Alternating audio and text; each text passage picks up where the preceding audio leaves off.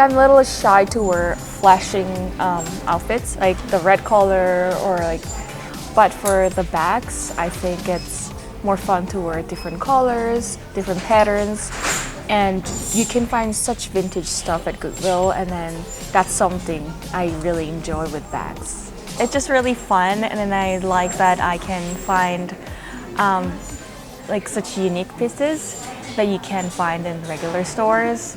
So that's what I like about it. And some days you're gonna like score amazing vintage pieces, and some days you won't find anything you like. I love every pieces I found at Goodwill, but I had to choose something, so I brought these t-shirts. Oh my gosh, it looks amazing. This is my favorite one. I was just big fan. I was just a big fan of Bob Rose growing up in 90s. So when I found this, I was like, this is gonna be my favorite pajama. But I actually wore them at my work and everyone loved it.